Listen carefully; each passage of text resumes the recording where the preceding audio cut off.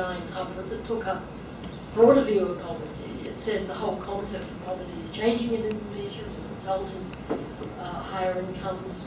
Made the point, for example, that the government now had a policy of 9 years compulsory education. So therefore it was essential to factor in education costs to the national poverty. It's pointed out these costs were not trivial. And so on.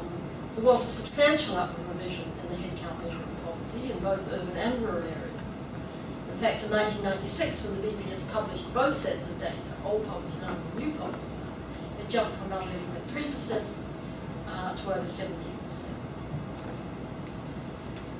Okay, well, of course, if we fast forward, as I think most of you know, we had the crisis in the late 1990s that did lead to quite a jump in poverty. Perhaps not quite as big an increase as people might have feared. And poverty did start to fall again in the early 2000s. But when Yudhoyono was elected in 2004, probably all remember, he made some pretty strong promises. And among other things, he promised to bring down unemployment and also to bring down poverty. But over the last few years, I think it's fair to say that some of the old criticisms that were made of the estimates during the Suharto era, have sort of resurfaced. People are still saying, well, the official poverty line is really terribly low. It's falling, relative both to average consumption expenditures, and indeed, again, the poverty lines used in similar countries in other parts of Asia. Is it really the case that, Indonesians are happy with a much lower poverty line than, say, Filipinos? Most people would say no, there's no reason.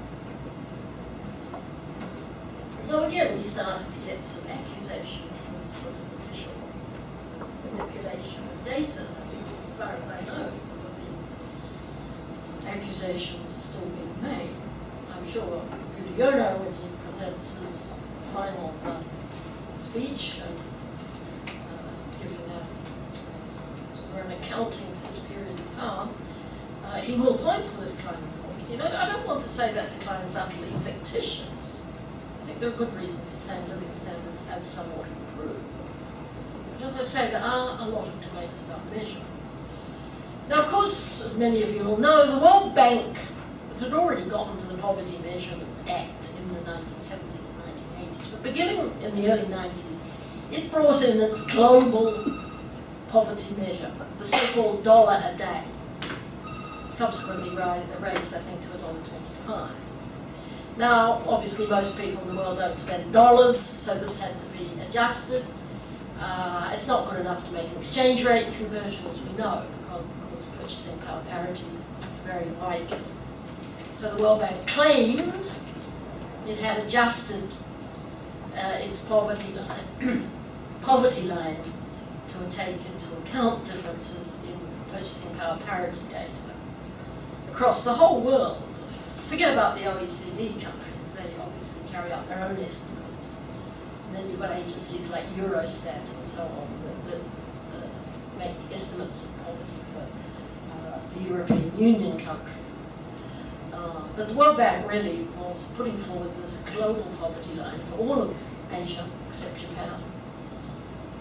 And indeed, of course, the Middle East, Africa, and Latin America. Again, there's been criticism of the World Bank. We'll come back to some of the criticisms later, but partly in response to criticisms that the bank decided, well, actually, we'll use two poverty lines. So as well as $1.25, they now use $2. And if you go to their latest, you can download this stuff on their websites, you'll see for many countries, but by no means all, they put out estimates. The portion below the poverty line using the $1.25 and also the $2. Okay, now if we compare, and for Indonesia we can actually compare the World Bank estimates with the official estimates, those put out by the BPS. 2010, the latest figures I can find for Indonesia from the World Bank, they found that 18.1% of the population were below the $1.25. However, according to the BPS, only 13.3% were below the official Indonesian poverty. So that sort of confirmed the impression many people had it, the official poverty line was actually very low. It must have been lower than $1.25. We're not completely sure how the World Bank's converting this into rupee. They claim to be using purchasing power parity data. One of the criticisms of the World Bank is some of their methods are far from transparent. And indeed, nobody's quite sure what data they use. This is just a problem for Indonesia, of course, a problem for most countries. There's been a lot of criticism. Now, as we'll see in a moment, in fact, the Asian Development Bank began to put out its own data, which were rather contrasting, rather different from the World Bank. Now, of course, worth bearing in mind that the World Bank and the Asian Development Bank and everyone else, there's a lot of debate about an appropriate poverty line, but they're still using the SOAS data, okay, because they haven't really got anything else. Now, we know the SOAS data tends to show quite a lot of bunching. Certainly, if we look at the official poverty line the BPS use, there's quite a lot of bunching around that poverty line. So if you increase the poverty line, even by a relatively small amount, say 10 or 20%, you'll get a much higher headcount measure. And I think that's the reason why you've got this really quite significant difference between even the lower World Bank figure of $1.25 and the official Indonesian figure. As we'll see in a moment, if you use the $2 a day estimate, they get a much higher figure, something close to 50%, I think. Now, another important finding, unfortunately, to get these figures, you really have to have what we call panel data. In other words, you've got to go back to the same households over time. The Indonesian Family Life Survey has been able to do this, admittedly for a rather limited sample. But they find a lot of what's sometimes called churning. People who are poor in one survey, or households that are considered poor in one survey, are no longer poor in the next survey. Why? Well, somebody's found a better job. Or perhaps actually a household member has actually left. Conversely, of course, households that were not considered poor in one survey suddenly become poor. A household member is unemployed. Illness, and we know illness can have a devastating effect. Partly, of course, because it stops people working, but also simply because of the cost of medical care and so on. So these problems, we know, are serious. Now again, nothing specific to Indonesia here. All the studies that have been done across much of the developing world, Asia, Africa, parts of Latin America, get much the same sort of results. Well, if we go back to the BPS figures, and of course many of you know every year that BPS puts out a statistical yearbook. There's always a section on poverty data. Nowadays the figures are all broken down by province and also by urban and rural areas. If you look at the 2012 data, well, about 63% of the poor were in rural areas. So it's not true to say that, it is true to say poverty is becoming more of an urban problem, but there's still a lot of poor in rural areas. Perhaps not surprisingly, the BPS figures show that slightly over half, about 55% of the poor are in Java. But the headcount measure, that's the proportion of the population below the poverty line, that tended to be highest in some provinces outside Java. Aceh, Nusa Tenggara Timur, Maluku, Papua, Papua Barat. Aceh and Maluku, I think it has a lot to do with the civil disturbances and so on. Of course, Aceh, almost 20 years of armed struggle before the peace accord was reached in 2005. Nusa Tenggara Timur, well, this has always been considered, right back in Dutch times, it was considered a poor area. Dutch used to call it, they used to do Daerah Lunas. Papua and Papua Barat, well, a lot of problems there, particularly in rural areas. And Papua, in particular, when it was still known as Irian Jaya in the Suharto era, it's well known this province had quite high per capita GDP, one of the highest in the country. Why? Well, because of the mining, essentially. But poverty was very high. And of course this was a matter of concern during the Suharto era, and indeed still is. Well, why are people poor? Well, there's no no simple answer to this question, and I think what we have learned in Indonesia over the last 20 years is that causes vary across regions, by social classes. Clearly, as I said, sickness, accident, old age, all have an impact. Some people simply don't have assets. I think this is a particular problem in Java, but also in some parts of the outer islands. They don't own land. They have very poor education background, poor skills. They don't have the sort of family and social contacts that would get them regular and productive employment. Now, as I said, a history of violence, well, that certainly has some effect. And then I think Papua Barat, something of a special case. I think indigenous people fall behind because they lack education, they lack all the skills. To some extent, of course, they face discrimination, particularly in urban areas. Can social safety nets help? Well, this was a term that was hardly known in Indonesia until the crisis of 97, 98. And then the government, well, I think to some extent it has to be admitted they were panicking, but they did put together several programs, particularly the beras miskin, raskin as it's called these days, distributing rather low quality rice, mainly imported at subsidized prices. And one or two other programs as well. There was a lot of concern, particularly that there'd be mass dropouts from school. So the government enhanced the block allocations to schools. Money was given particularly to the parent-teacher organizations to make sure that students from disadvantaged backgrounds, students where one of the parents might have lost a job as a result of the crisis, they should get some assistance.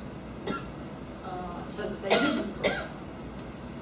Indeed, to be fair, it seems the education programs must have been relatively successful because in fact the data show there wasn't a big decline in school enrollment. However, there was a lot of debate, were these programs really targeting the poor? Evidence was very mixed.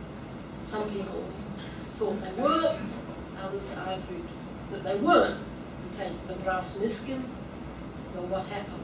I mean, typically, when the truck turned up with the sacks of rice, the lura or the chari just tended to redistribute the rice to whoever was queuing up. And it may not necessarily have been the poorest people who were queuing up. Some people thought that it really wasn't necessarily getting to the poor. Some people thought, well, you know, Indonesian culture, it's not that easy to target programs. You know, there is this idea that everything should be debuggy, everyone should get something, goodies from the government on offer, everyone should get a little bit each.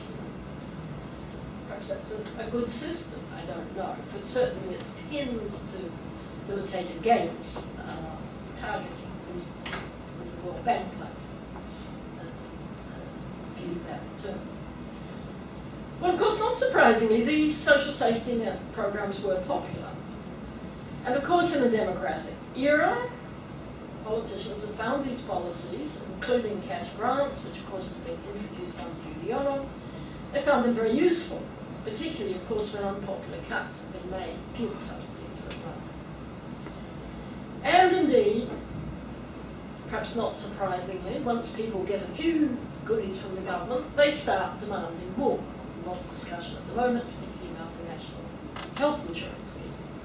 Not surprising, given that medical costs are a severe burden on many millions of households in Indonesia, as indeed they are in many other parts of Asia, including, it must be said, China. So, if you give people some freebies, as it were, well, they might say thank you to the government, but they certainly will start demanding more, and that's very much the history of the rise of the welfare state, certainly in Europe, and indeed some other parts of the world. Okay, well, if we have a look at inequality, and this is an issue that's had quite a lot of discussion recently, yes, certainly there's been a jump. What seems to have happened is that, excuse me, during the crisis years, inequality fell. In fact, it seems to have fallen quite steeply, particularly in 1999. But since then, there's been a fairly steady increase. If you think in terms of Gini coefficients, from 0.31 to 0.41. probably now, I haven't got the most recent figure, but I suspect it's a little bit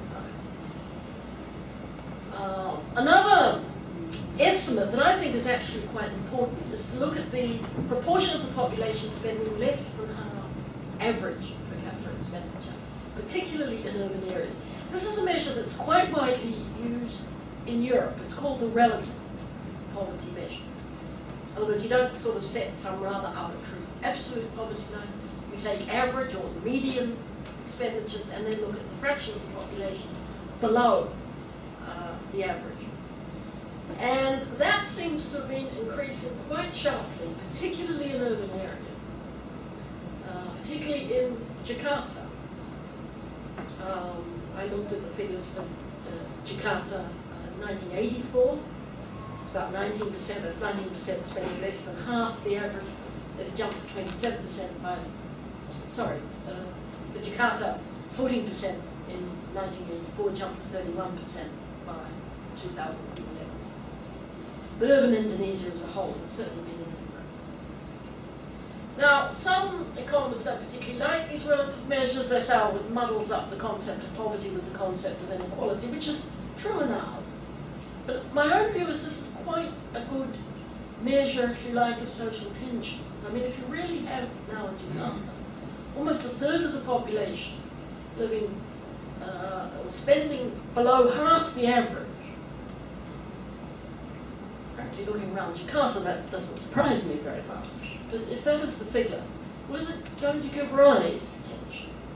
People who are struggling to get basic needs, look at people spending quite lavish amounts of money. I'm not just talking about the people that go to these upmarket malls and buy expensive perfumes or clothing or whatever, but people who buy luxuries, certainly unavailable to the vast majority of Indonesians 30 years ago. But of course, they're still not available to a large chunk of the population. Now, the World Bank, again, wisely or not, I don't know, it does put out data on inequality. Again, you can go to their various websites, download these figures. And they tend to suggest inequality in Indonesia isn't particularly high, certainly in comparison with Malaysia or Thailand or indeed China, or in most Latin American countries. Now, as we'll see, some critics say, oh, this is just because the SOAS data understate expenditure, particularly on the part of the rich. And remember, it's only expenditure they're looking at, not incomes. Some interesting work has been done by actually a group of economists working at UNICEF, I think, one of the UN agencies, I think it's UNICEF. They're looking at inequality in the provision of education. Now, everybody knows that the poorest people tend, on the whole, the children in poor households get less education than parents in rich households. If you look at urban Java, I think the figures for around about 2010 was something like 40% of 19 to 24-year-olds in the top 20% of households in urban Java, they're still in education, presumably in most cases post-secondary education of some sort. Bottom 40% in rural areas, it's probably only about 4%. A big difference. Now, people will point out, well, you get these differences everywhere. I was in China recently. I tried to find out if there were figures available for China. I couldn't get any, but I suspect somebody in China does know how big the differences are, and they're almost certainly very large indeed. Whether they're larger than Indonesia or not, I don't know. Another interesting set of figures were done on under 5 mortality. And this was a comparative study, looking at a range of countries. And it seemed that the disparities between rich and poor in under 5 mortality were very high in both Indonesia and the Philippines, compared with a range of other countries. But they were also getting worse. Now, I'm not saying that under 5 mortality hasn't dropped. On average it has. But the disparities between under 5 mortality in the richest households, under 5 mortality in the poorest households, this apparently is growing. It's a rather disturbing fact. And, I'd like to see more work done on this. there has been a lot of criticism, of course not just of the SOAS in Indonesia, but many household income expenditure surveys across Asia. People point out, well, wealthy households will understate their consumption, or indeed they might just escape remuneration altogether.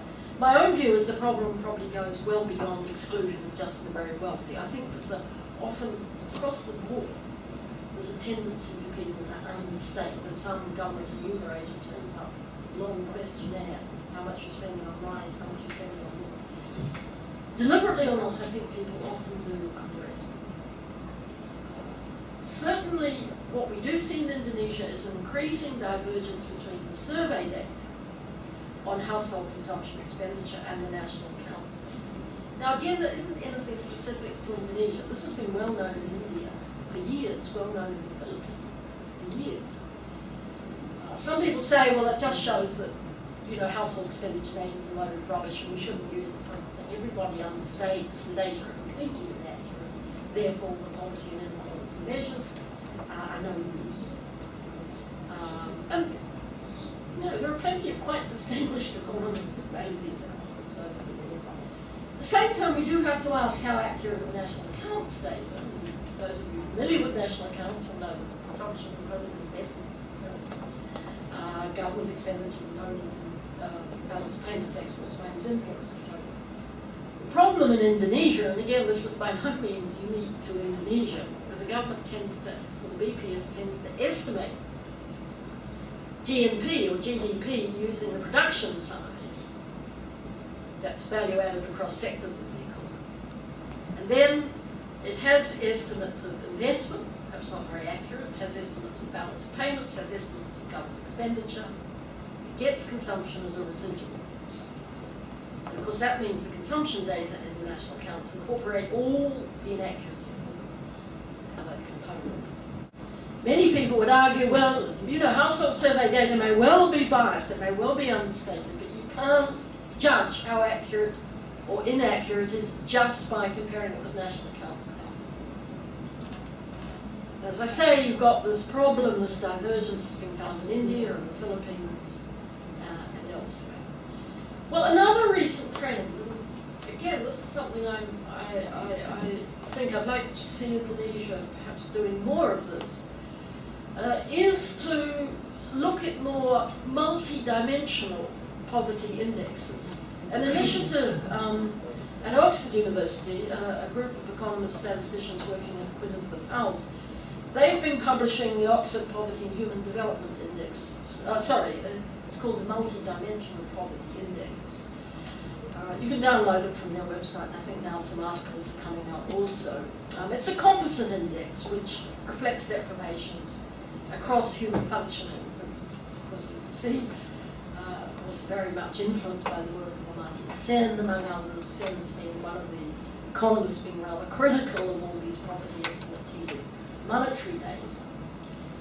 And this multi-dimensional poverty index uses three dimensions: health, education, and standards of living.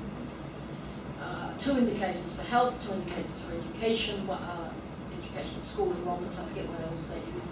Health is things like undefined mortality.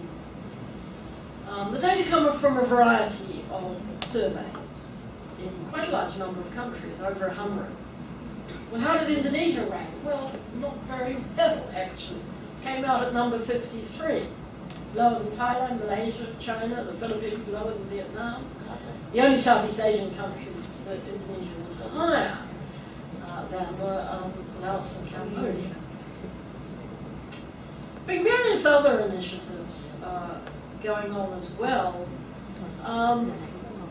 The Asian Development Bank have become rather keen on measuring what they term the middle class.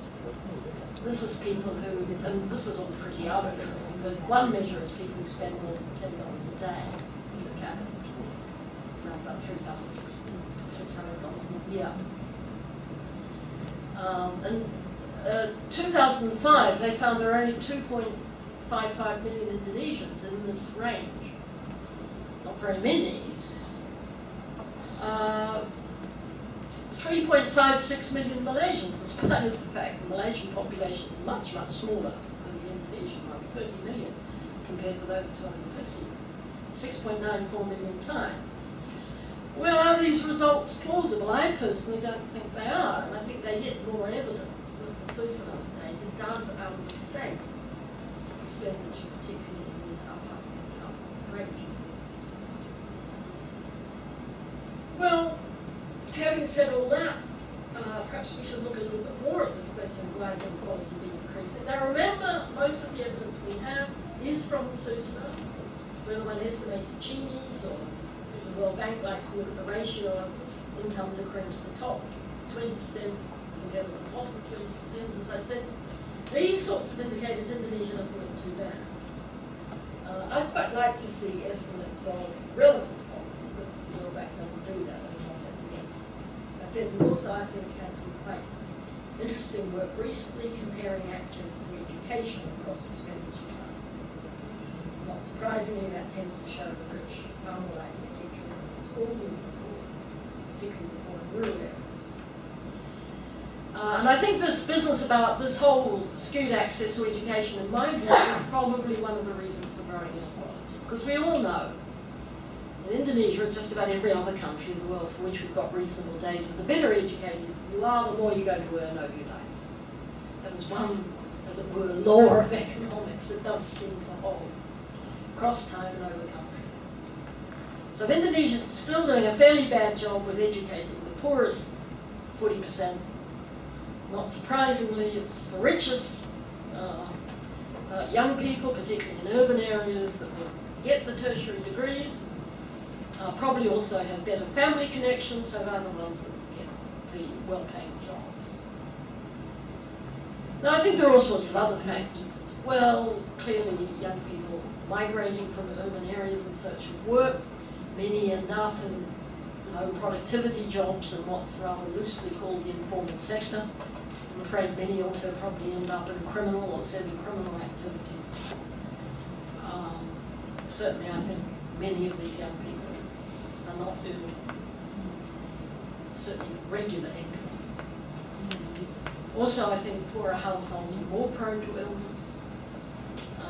Illness leads to loss of income, and loss of income, of course, drives households. Well, given all this, what are the implications for policy? Well, as I said, these social safety net policies are introduced, they're being extended, cash grants now seem to be made at quite frequent intervals. They're popular, of course, and again, one shouldn't say this is anything specific to Indonesia. I was reading an article recently about last year's election in Malaysia. The ruling coalition, the Barisan Nasional, was very worried about the growth and support for the opposition. What did they do? Well, before the election, they gave out all sorts of freebies, including cash grants. Not clear how much effect it had. But there's no question, politicians will use social welfare policies for political advantage if they can. And I think, you know, anybody thinking about the kinds of policies Indonesia should adopt, you have to bear that in mind. There's inevitably going to be, this becomes a political issue. There's been a lot of attention to the so-called Bolsa Familia in Brazil. This was a policy introduced by Lula, the left-wing former trade unionist, who's, I think, a very successful president of Brazil. He introduced this system of cash grants to poor families. And the World Bank, from being quite hostile to cash grants, suddenly become quite enthusiastic about it. Not least, I think, because of the Brazilian experience. But it has been argued that, well, Brazil, it's easier to target the poor. Brazil's more urbanized. It is, of course, historically a country with very large disparities in income. We know that. But it's easier for government officials to target the people who are seriously, as it were, poor. And of course, the Brazilian system, the Bolsa Familia, the cash grants were conditional. Children had to attend school, they had to take regular medical checkups and so on. Now, that does, as far as we can judge, it does seem to have been a relatively successful policy. Can it be replicated in countries like Indonesia, or for that matter, India, or even China? There's some debate about this. To the extent poverty is still a rural phenomenon, well, I think increased access to land, to credit, to education, electricity.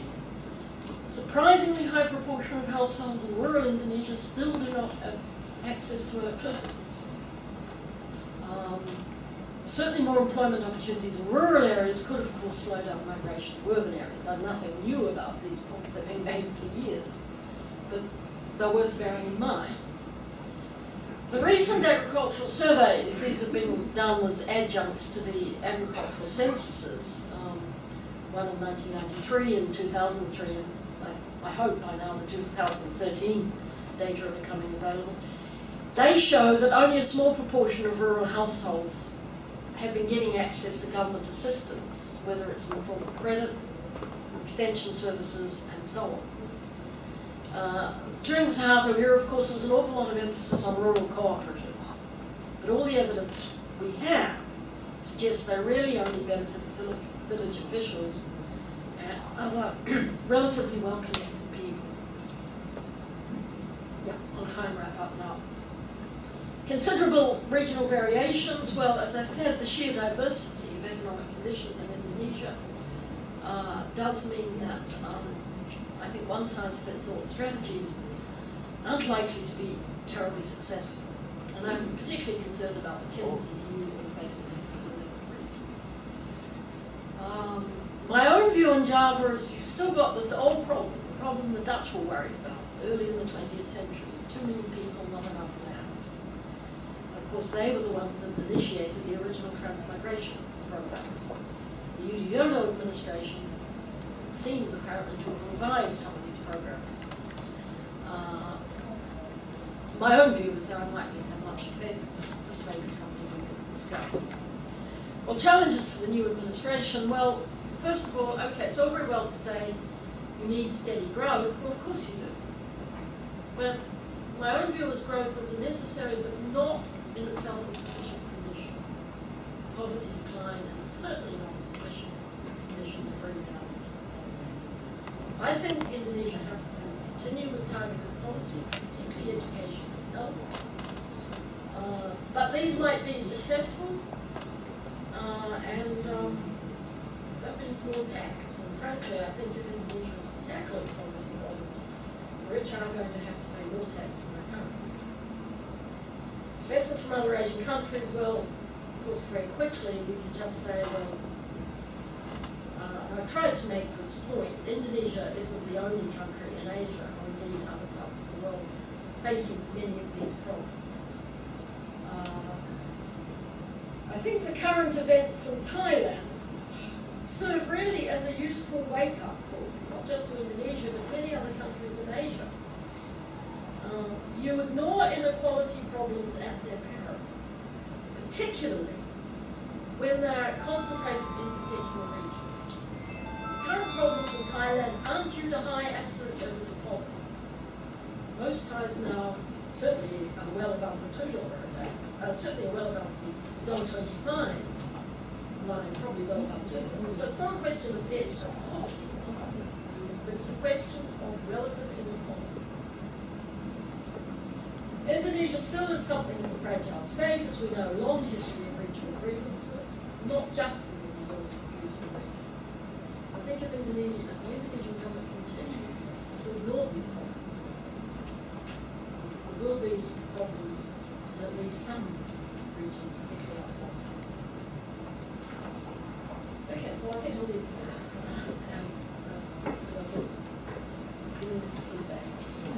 Thank you, Juan. So thank you very much for a very interesting and comprehensive discussions on poverty and inequality in Indonesia. Also for the discussions in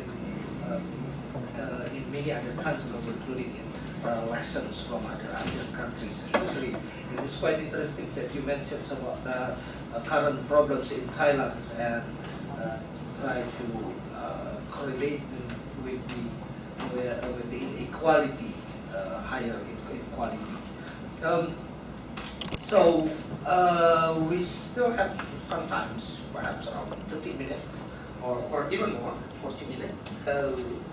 anybody would like to have some comments and ideas and or questions to the presentations please come along. But before that, I also need to remind you that we are serving refreshments on the right side of the room. So if you feel like have some coffee, tea, or little snacks, please do so. This is an informal sessions anyway, so don't be intimidated with the layout of the rooms or our discussion. Please, Pak Jamester. Ya, terima kasih Bu An. I don't know your name, but this is the first time that I met you. It's very glad to see you.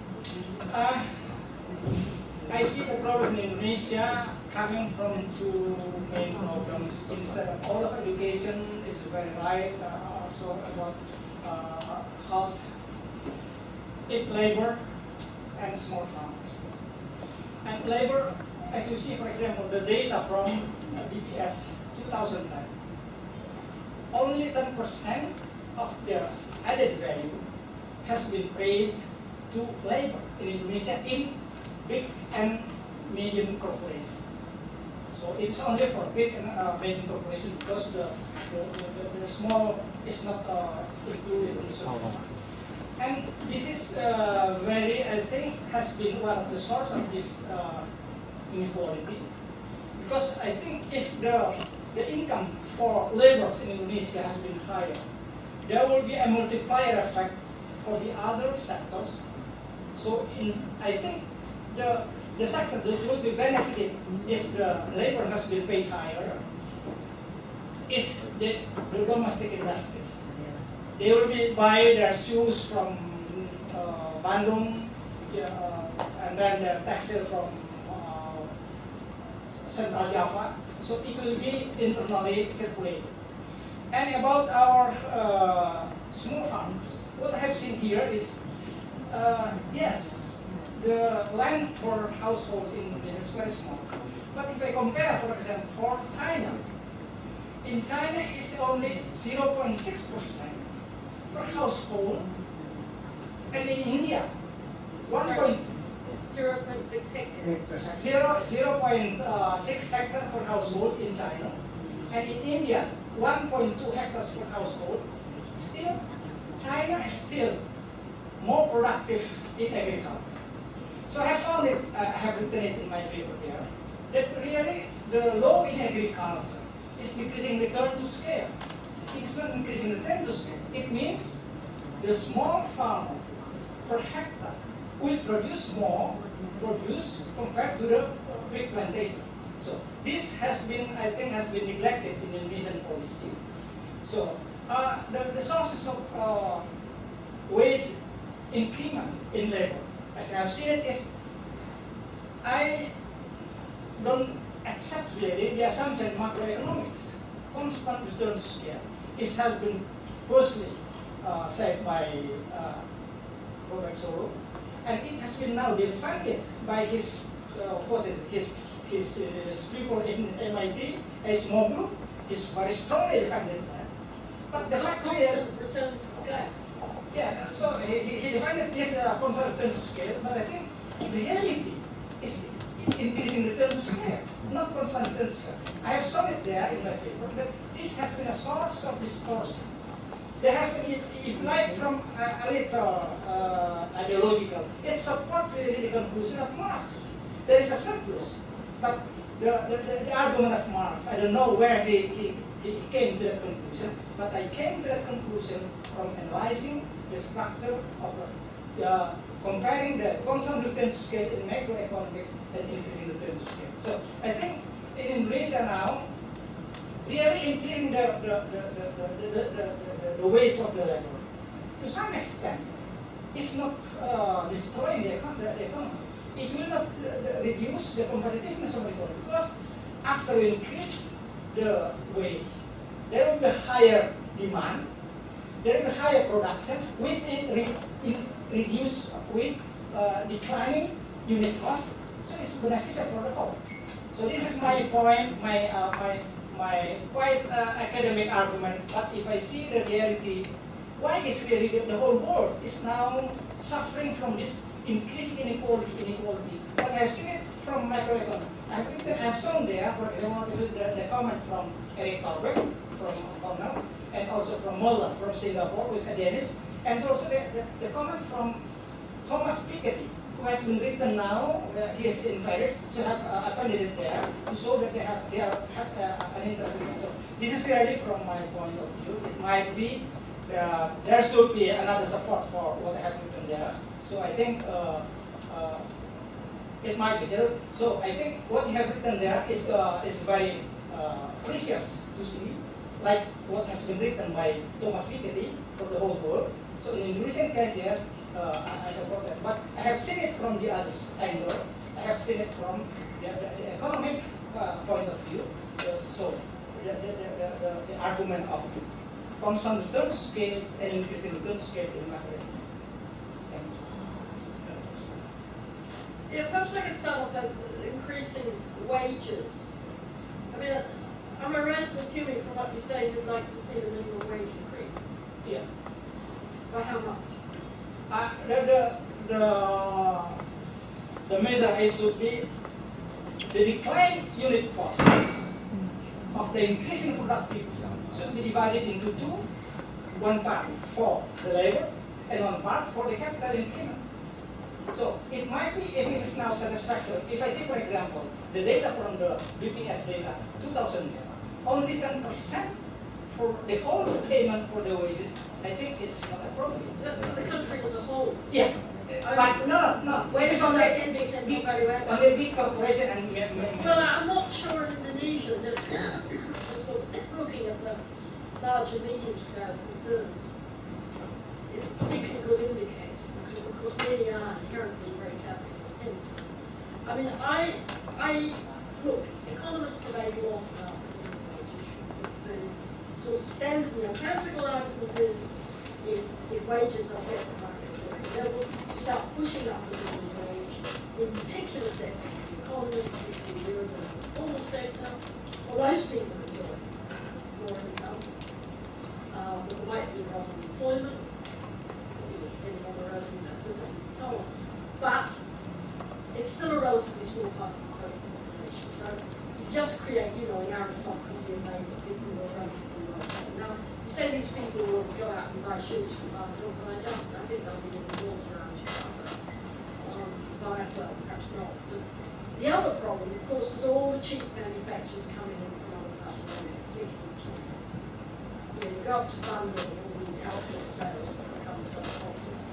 Where does the clothing come from? Well, some of it comes from other parts of China, quite a lot now, China, Korea, other parts of Asia. Now, I think you seem to be saying we would somehow want to control imports.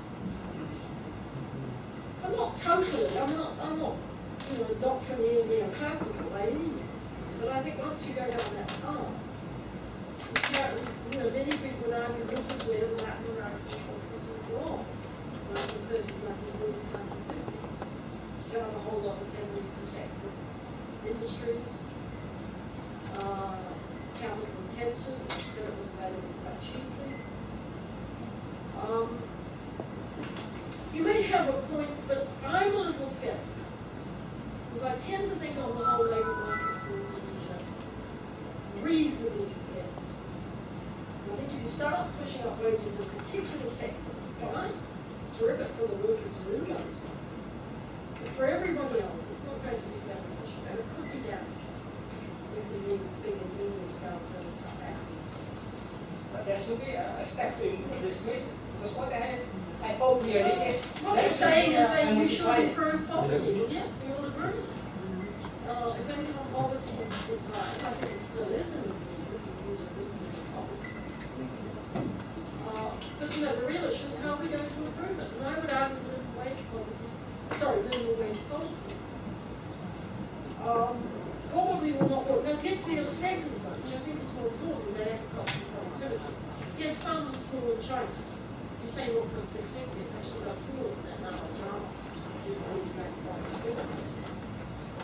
More productive, well, it depends on what part of China you live in, frankly. It depends to some extent on what part of China. Many, you go around Java now, particularly rural-related areas, you see farmers, they're not just growing rice, they're growing vegetables, they're growing all sorts of tomatoes, and beans, and onions, in some cases cut flowers. Farmers have become a lot more diversified. At the same time, the agricultural census data is quite an important source for looking at those. Clearly, many households now are getting, even if they own 0.6 or 0.7 or even 1 hectare, they're getting quite a high proportion of their income from off-farm activity. But that can be related to agriculture, transport, say, agricultural processes. I actually think, if you make comparisons with China, and certainly with India, Indonesia hasn't done too bad. I think there are other indicators you can look at. But China's got huge relative urban rural inequalities now, probably worse than Indonesia. The party is very concerned about this.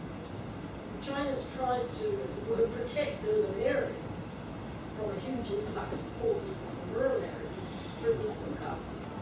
It's not working very well. A lot of people come in, but tragically they can't bring their children. We've got this really terrible situation in China now. Something like a third of children are back home in the rural areas being looked after by their grandparents. Now, I don't know what the situation is in Indonesia, but my impression is it's not quite that bad. 20, 30 years time it may well be. But, I would look at China as a model. You may be right, agriculture is good. China's a huge country, huge variations. Looking at the lower Yangtze Delta, yes, what you're saying, I will be right. If you're looking at the arid regions of the Northwest and the South, you get a very different picture. I do tend to agree with you about too much emphasis on the states, and I think this has been where agricultural policy, in my view, has gone rather wrong in the last 20 years. Particularly with this, you could almost call it a dayman collective salad. People have just gone mad over, okay, obviously enough. Indonesia's Sumatra in particular, excellent climate, soil for growing salad, its prices are high, but unfortunately, unlike rubber, it's not a crop which lends itself easily to small quantity cultivation. So you need to be close to processing. Whereas rubber now throughout Southeast Asia is very largely a small quantity crop. Rubber salad is still largely, not entirely, but largely in the state. And yes, I tend to agree that I think this probably has an emphasis, although employment's created. I'd like to see more effort with whoever becomes president. I hope there will be more emphasis. All the best. Whatever, but I think there has been this, I sense, compared with the 70s and 80s, I think this is something that Professor Hart has not been sufficiently. And don't forget, he was the one that set up the future state system. And what was called a PIA, and they were set up in many areas where Trump salad was grown. Unfortunately, it seems quite a lot of the people who got those states have been selling them off, often to larger state companies. They want the money for their employees. This is an issue that I'd like to see more done. I think people have been looking at the salad. On the whole, I think the impression is fairly negative about the distribution. Palm oil has been developed by the European. Indonesian palm oil is not environmentally good. Perhaps we. Yeah. Okay. Yeah. But talking about China, it reminds me about the Hoku system that more or less, to some extent, limit the structural transformations in China. Well, I don't know whether it's fortunate for Indonesia not having that kind of Hoku systems, limitations for people to move from rural area to urban areas. Other questions or answers? Yeah. Please, perhaps you can introduce yourself. Sure, yes. I'm Matt Wycoy from the World Bank. I lead our work on poverty and inequality here in Indonesia. So I thought I could just offer some clarification on some of those numbers. We're also doing a major report on inequality in Indonesia, which will be due out later this year. So there's a lot of this stuff was great stuff, and I thought there's just some additional stuff I could clarify. One of the things is on that measuring of inequality with the Gini. Unfortunately, those World Bank Ginies are really not very useful to compare to one another. So, as Anne's pointed out, some of them Tell me, why does the World Bank still dump them out? And why do millions of research students all over the world download the data and stick them in regressions? That's right. We're We're doing some work within the EAP, the East Asia Pacific region, to make them a lot more comparable. And one of the key things you have identified is some of them are income Ginies and some of them are consumption Ginies, and on average there's a 7-point difference between those. So Malaysia looks higher than Indonesia, Latin America looks higher than Indonesia, but they're all income Ginies. So Indonesia is higher than it looks relative to its peers. Moreover, you're absolutely right that the underreporting and the just non-reporting of the wealthy is a big issue in Indonesia. So we're doing Piketty Sayer's work is very famous for using tax information in the West to identify top incomes. We're doing that in Indonesia, but it's not so useful in developing countries because of the degree of non-compliance and non-reporting on that. So we're doing some work with Bank Indonesia using private credit information, mortgages, car loans and things like that to estimate incomes at the upper end. And so in maybe 3 or 4 months we'll have some more information on that, but it's quite clear that the top end of the distribution just isn't present in the system now. So you're absolutely right. Inequality in Indonesia is higher than it looks in those numbers, and it's high compared to its region. The bigger thing is it's actually rising faster, which is more important. It's rising faster than anywhere else in the region as well. So absolutely agree with those points, and it's problematic to look at those bank numbers. Just the second thing I can talk about the poverty numbers later, but I think the inequality is more important and more interesting, to be honest. And there's a lot more that could be said, but I'll give everyone else a chance to speak. One of the things that we've looked at is what has been driving this increasing inequality. And one of the key drivers we've identified is, obviously, in every country, there's a higher return to skilled labour than there is to unskilled labour. But in the last decade or last 15 years in Indonesia, the gap between that premium, the skill premium's been getting larger. So in other words, if you've got, if you're doing a skilled job, the amount you're getting paid is increasingly getting more than the amount if you're doing unskilled labour.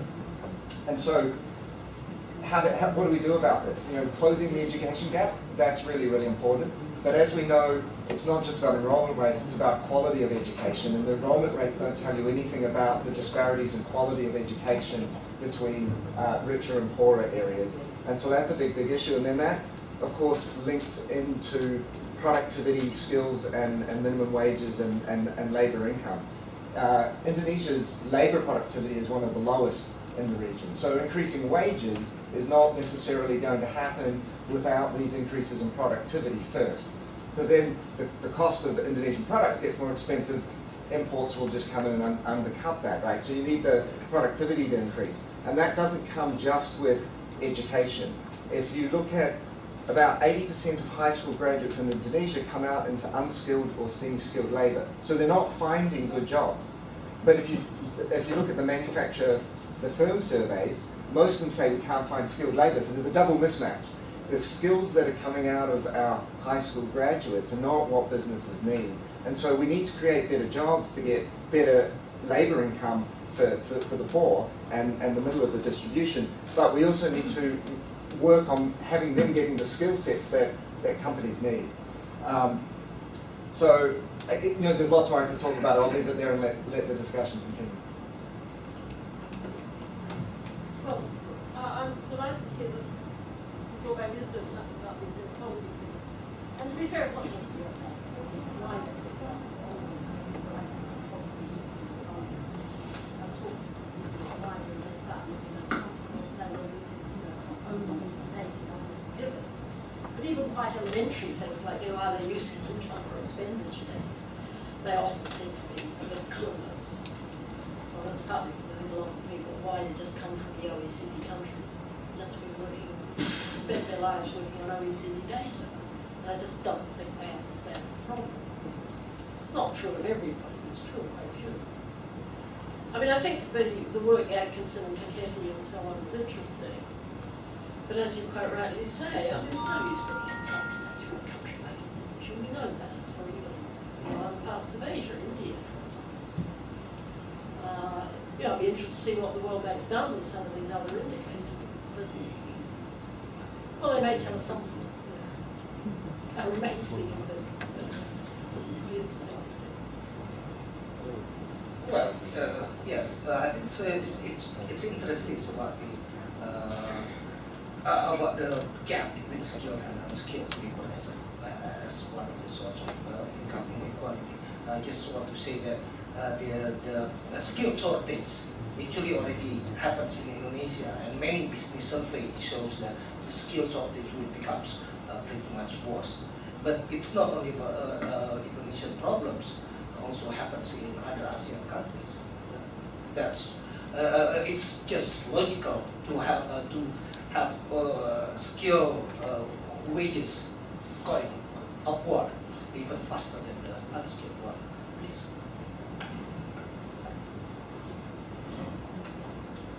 Sorry, Manggunan, University of Indonesia, Article 33, Indonesia.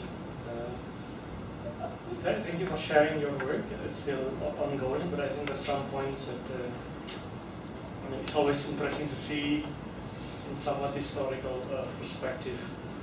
But I still find there's something missing when it comes to the connection between, and it's already been touched, you know, between poverty or inequality and the environment. And I think it might be of your interest that the UNDP has been working on the so-called GDP of the poor.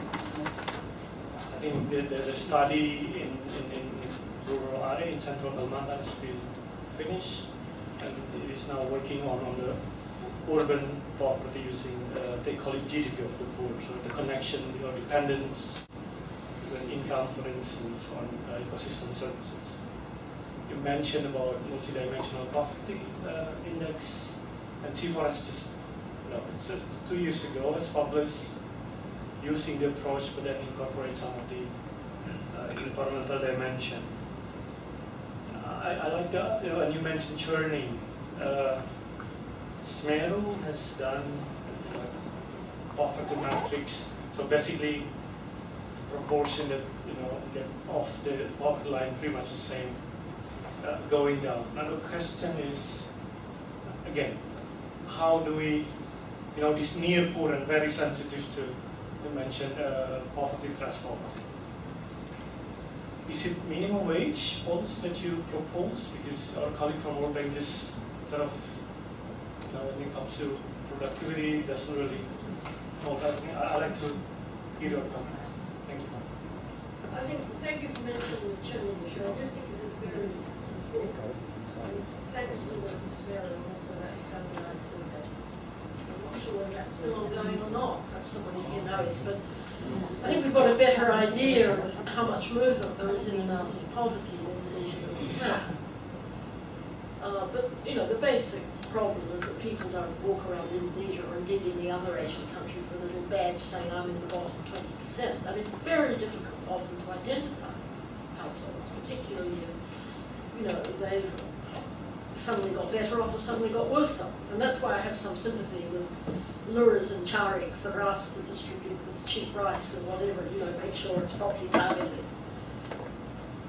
Apart from being, I think, against the culture, or at least parts of it, I also think it's very difficult. And I think it's unrealistic to expect people, you know, village officials to be able to do this very successfully. Now, I'd be interested, I think more work is ongoing. I mean, I would like to see more work done on non-monetary indicators.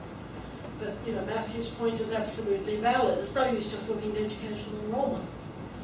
I mean, a kid in central Kalimantan is considered to be, quote, in school if he or she spends, you know, 2 hours a day in a poorly equipped village school where the teacher may or may not show up.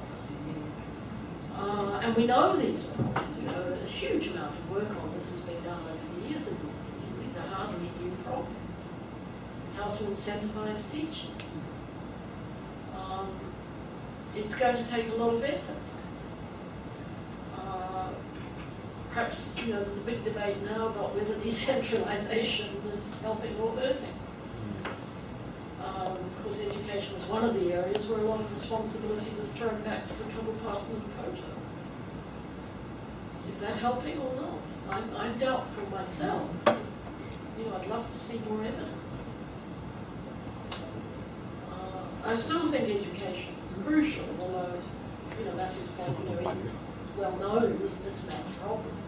And that is a reflection of quality, although I must admit you get these moans in Britain and other parts of Europe. I mean, you ask any employer, what do they think of new graduates or new, and you'll get a long moan about how all they can, all they're good at is social media, and they can't count, and they can't write, and they can't do this, and they can't do that.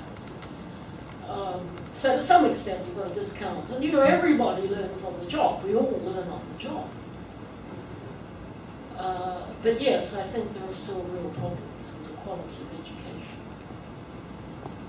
And maybe worse in remote rural areas, and maybe better, for all I know. Some people think things are worse in urban areas. Teacher absenteeism may be a bigger problem in urban Java than in other parts of the country. I just don't know. I think we still lack good studies on this. Minimum wage, well, I suppose what I've already said, I'm a bit dubious. I suppose I'm sufficient in a standard neoclassical economist to be a bit sceptical of minimum wages. I don't rule it out completely, because you do get distortions in labour markets. They don't all operate like, the elementary textbook model.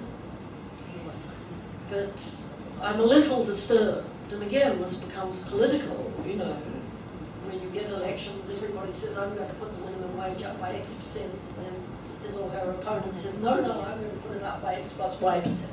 And so it goes on, it does become a political football, a bit like,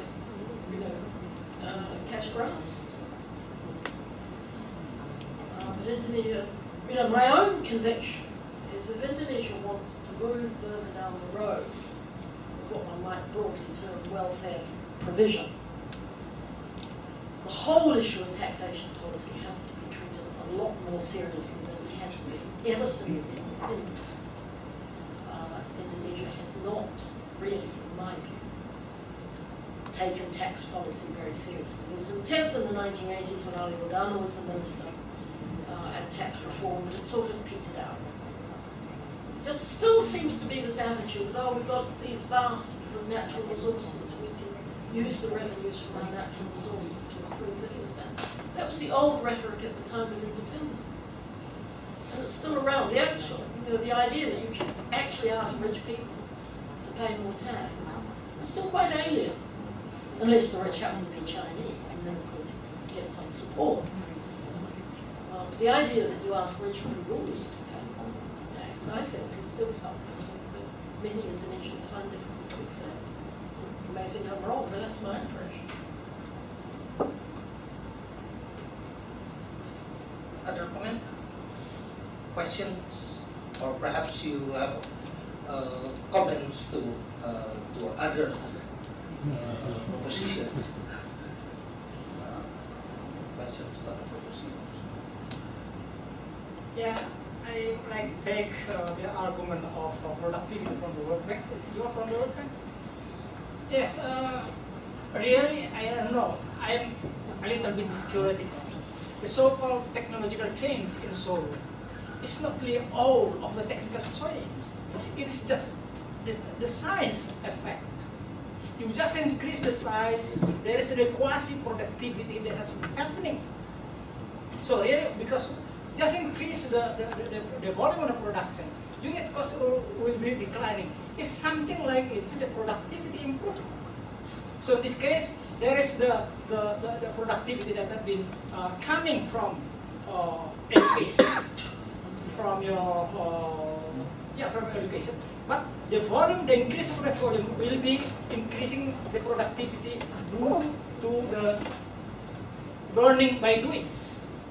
So this is increasing productivity. So I think in this case, we should be have a clear separation, which is originally just coming from education, and which is coming from just the size effect of the production system. So this, I think that's why my proposal really in saying that just increase the waste to some extent. Not, I don't propose that it should be for the whole.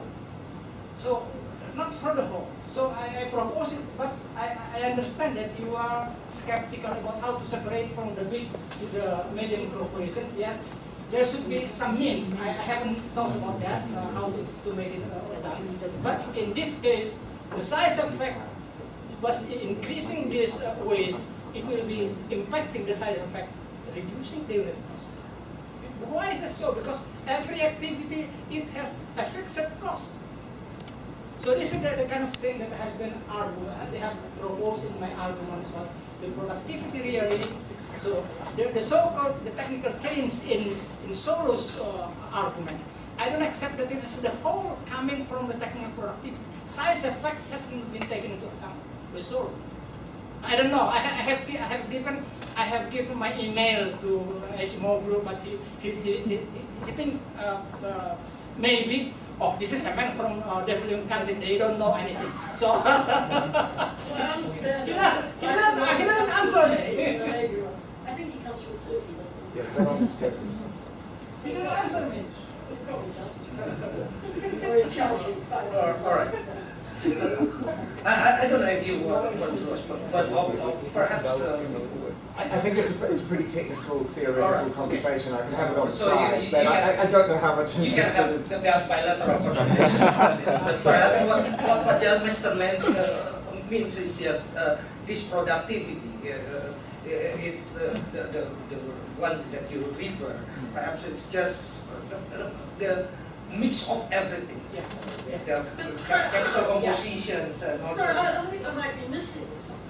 But just to say Indonesia's productivity is lower than Malaysia's, but of course it is.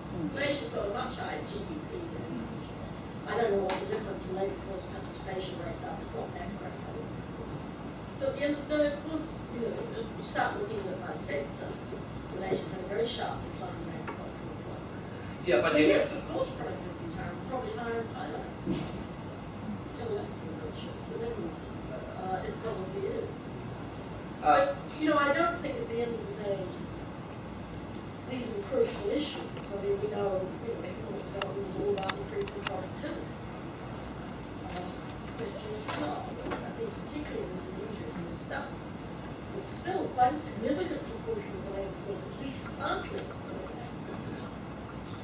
and cultivating in many cases very small parcels of land, particularly in Java, but also now in parts of the other islands as well. This is a key issue. And, you know, perhaps I'm being unfair, but I don't see government addressing this. I think they're all starry-eyed about the salary. And haven't really thought through some of the implications of this constant decline in average products. As far as the literature we have facing is that those studies has been, for example, Martia said, has been conducted in the food production. So small parcel of land has been dedicated to food production. It also happened in China. So the case of China is also very impressive. When connected in the communist time, the people has been doing the small farmer. Aggregately, the productivity of the small farmers is higher than the productivity of the collective farm. The communist period, you had economies, and they were by and large. The big increase, not just in China but Vietnam, came with the household size increases. And that was dead when it started in the late 70s.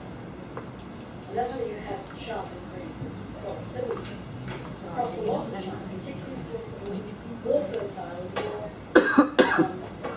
better irrigated. But, you know, don't underestimate the achievements of the agriculture in the 70s and 80s. And it wasn't just a green revolution with rice, you had other things going on as well. And output per hectare did grow, and output per worker. You know, for a while Indonesia was a great poster child. But as we know, more recently there's been a tapering off in the rate of growth. Food crop production increased, course, often crops that become, you talk about Indonesians, if they have more money, they'll buy more shoes. I say, well, where will the shoes come from? They have more money, they buy more soybean.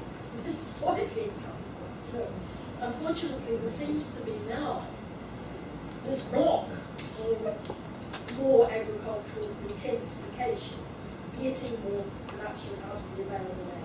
Another real problem in Java, in fact, if you drive around Java, it's very, very obvious.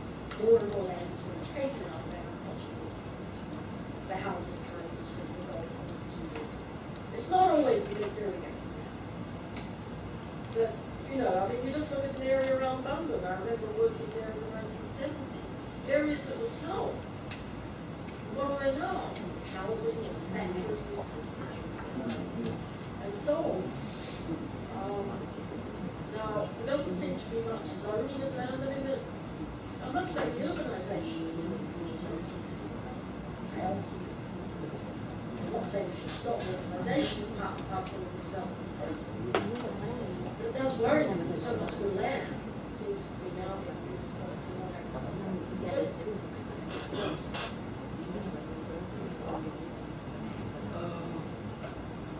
I think we're running out of time, so unless you have very burning questions, really major interventions. If not, perhaps we should close the discussions, the forums, and I would like to thank Ibu Anfu for a very impressive, very interesting, and very. I would also like to remind you that